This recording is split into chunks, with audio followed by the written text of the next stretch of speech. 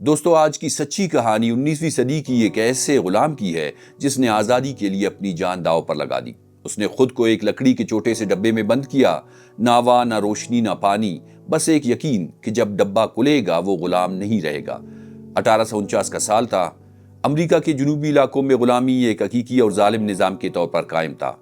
اس دور میں لاکھوں انسان اپنی زندگی کے بنیادی حقوق سے محروم تھے۔ انہی میں ایک نام یادگار بن گیا، ہنری باکس براؤن، جو تقریباً 33 سالوں تک غلامی کی زنجیروں میں جکڑا رہا۔ ایک دن ہنری نے ایک ایسا غیر معمولی فیصلہ کیا جس نے نہ صرف اس کی اپنی زندگی بلکہ تاریخ کے صفحات کو بھی بدل دیا۔ اس نے آزادی حاصل کرنے کے لیے جو طریقہ اختیار کیا اس کا انجام بھیانک بھی نکل سکتا تھا۔ ہنری باکس براؤن 1815 میں ورجینیا کے علاقے لوئیسا کاؤنٹی میں ایک غلام خاندان میں پیدا ہوئے۔ ان کی پیدائش ایک ایسے دور میں ہوئی جب غلامی جنوبی ریاستوں میں ایک مکمل نظام کے طور پر موجود تھی۔ 15 سال کی عمر میں اسے اپنے والدین سے جدا کر کے تمباکو کے کارخانے میں کام کے لیے بھیج دیا گیا، جہاں روزانہ کی محنت اور غلامی کے سخت قوانین ان کی زندگی کا حصہ بن گئے۔ روزانہ صبح سویرے اٹھنا، دن بھر سخت محنت کرنا اور شام کو تک کر لوٹنا ان کا معمول تھا۔ اسی طرح وقت گزر رہا تھا۔ ہنری نے ایک غلام عورت نینسی سے شادی کی۔ ان کے 3 بچے ہوئے۔ وہ اپنی چھوٹی سی دنیا میں خوش تھا، مگر غلامی کی دنیا میں خوشیاں دیر پا نہیں ہوتی۔ ایک دن مالک نے نینسی اور بچوں کو بیچ دیا۔ ہنری کے سامنے اس کی پوری فیملی کو زنجیروں میں باندھ کر لے جایا گیا۔ وہ منت سماجت کرتا رہا مگر کچھ نہ کر سکا۔ بیوی اور بچوں سے جدائی کے بعد وہ اکثر روتا اور تڑپتا رہتا۔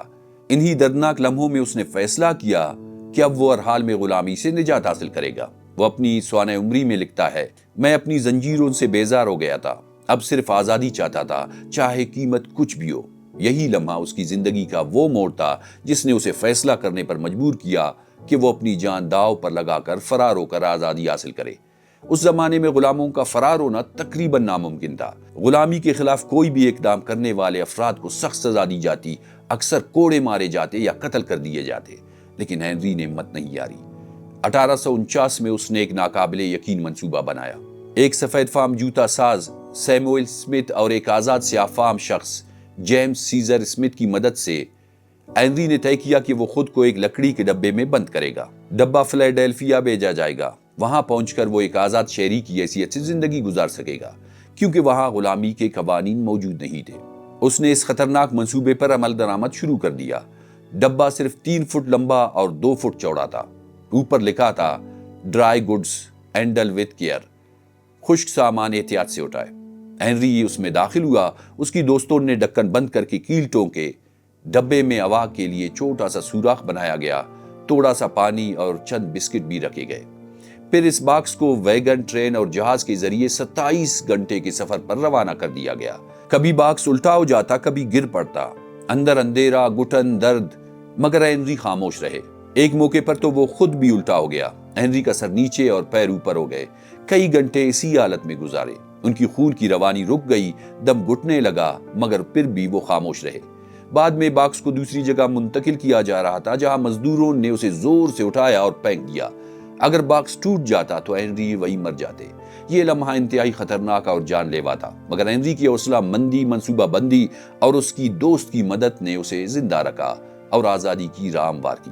29 مارچ 1849 کو وہ باکس بالآخر فلیڈیلفیا میں اینٹی سلیوری سوسائٹی کے دفتر پہنچا۔ جب باکس کھولا گیا تو اندر سے ایک شخص سیدھا کھڑا ہوا اور بولا، جناب آپ کیسے ہیں؟ وہ لمحہ تاریخ بن گیا۔ یہ غلامی کے خلاف سب سے جرأت مندانہ فرار تھا۔ دنیا نے اسے نام دیا ہنری باکس براؤن۔ اسی سال اس نے اپنی زندگی کی کہانی خود لکھی، جس کا عنوان تھا narrative of Henry Box Brown written by himself. اس کے بعد وہ غلامی کے خلاف تحریک کا چہرہ بن گئے۔ پورے امریکہ میں تقریریں کیے اور اپنے تجربے کو مرر آف سلیوری نامی شو میں پیش کیا۔ لیکن 1850 میں امریکہ نے فیوجیٹو سلیو لا نافذ کیا۔ یہ قانون شمالی ریاستوں میں بھی غلاموں کو واپس جنوبی مالکان کے حوالے کرنے کا پابند کرتا تھا، چاہے وہ ریاستی حدود میں آزاد ہو گئے ہوں۔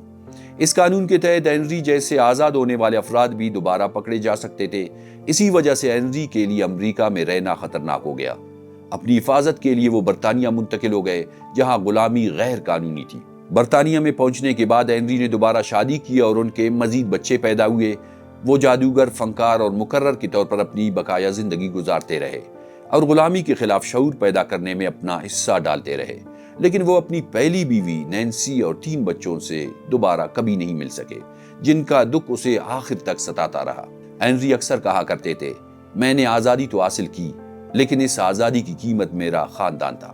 یہ الفاظ انسانی آزادی کی قیمت، قربانی اور غلامی کے نظام کی ظالمانہ حقیقت کو واضح کرتے ہیں۔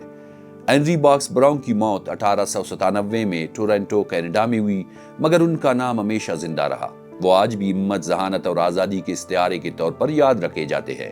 ان کی کہانی ہمیں یاد دلاتی ہے کہ اگر انسان اپنی آزادی کے لیے سب کچھ داؤ پر لگا دے تو وہ زنجیروں سے زیادہ طاقتور ہو جاتا ہے۔ دوستو، یہ تھی ایک سچی داستان انسانی ہمت، درد اور آزادی کی قیمت کی۔ میں ہوں ملک ہاشم اور آپ دیکھ رہے تھے ٹارچ آف ہوپ۔ اگر آپ کو یہ کہانی پسند آئی ہو تو سبسکرائب کریں تاکہ آپ تک اور بھی سچی اور سبق آموز داستانیں پہنچتی رہے۔